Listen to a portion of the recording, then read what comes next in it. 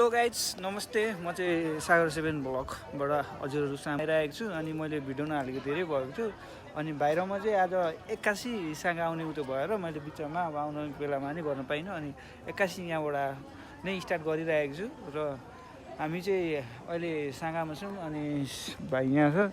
अनि हेर्न सक्नुहुन्छ शिवजी मन्दिर टक्क माथि अनि हामी भर्खर आइपुगेको परबाट हिँड्दै आउँदा गर्मीले ओभर भइरहेको छ अनि त्यसपछि अब हामी यहाँ घुम्छौँ डुल्छौँ के कस्तो हुन्छ म तपाईँहरूलाई भन्ने नै छु फाइनल गाइज म चाहिँ सागा आइपुगेको छु अनि सागामा आएर अब हाम्रो शिवजीको मन्दिरमा टक्क मुनि हेर्दैछु मसँग मन्दिर शिवजीको टक्क मूर्ति हेर्दै बसिरहेको छु अनि भाइ पनि बाहिरमा आएको खासमा चाहिँ आज डुल्दै सागातिर यही मन्दिर दर्शन गर्न आएको अनि भाइ कस्तो भइरहेको छ तँलाई अनि हेलिकप्टर अनि यस्तै छ हामी यता डुल्दैछौँ अनि हेर्न सक्नुहुन्छ माथिबाट सरर मुनि अनि टक्क अनि हामी चाहिँ अब भर्खर आइपुगेको बिचमा भिडियो गरौँ भन्ने थियो भिडियो गर्नै पाइनँ अनि 81 आउनुपर्ने भयो अनि मैले भिडियो यहीँबाट स्टार्ट गरेँ अनि घुम्दैछौँ हामी अनि घुम्नको लागि टन्नै आउनुभएको छ अनि तपाईँहरू पनि अब आउन सक्नुहुन्छ सागा अनि हामी चाहिँ अब यहाँ फोटोसोटो खिच्यौँ अनि बाहिरमा अनि टक्क भाइलाई पनि मजा आयो अरे फर्स्टचोटि आएको भन्दै थियो भाइले पनि अनि म त यहाँ दुईचोटि भइसक्यो एकचोटि दाइसित आएको थिएँ पहिले आजभन्दा 3-4 वर्ष अगाडि अनि आज आएको अनि हामी चाहिँ घुम्यौँ टक्क अनि रमाइलो भयो मजा भयो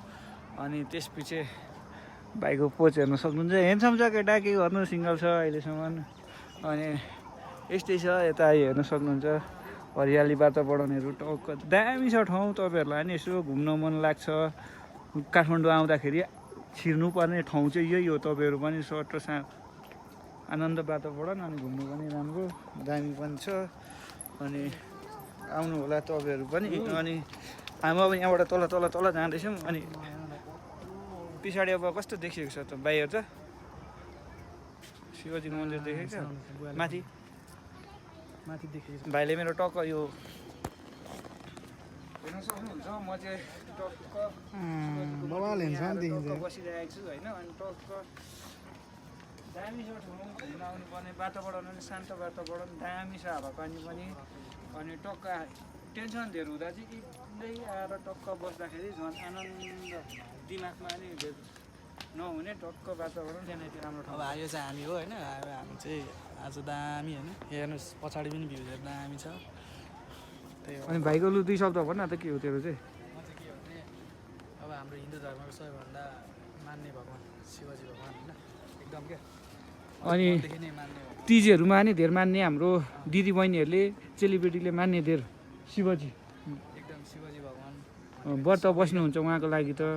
होइन अनि एकदम अब आफूलाई केही दुःख पर्दा यताउति होइन सम्झिँदाखेरि ओम नमः शिवाय भनेर सुतिन्छ साह्रो गाह्रो अप्ठ्यारो परेको ठाउँमा यो चाहिँ हाम्रो इमर्जेन्सीमा नि ओम नमः शिवाय ओम नमः शिवाय अर्को शिवजी भगवान् मन्दिर पनि हो अर्कै हो म चाहिँ एकदम क्या यहाँ आउनु बढी इच्छुक थियो होइन आज यो बाइकमा सब दाजुभाइ अब फर्किन पनि लाग्यो अब रेबेट पनि भयो अहिले अब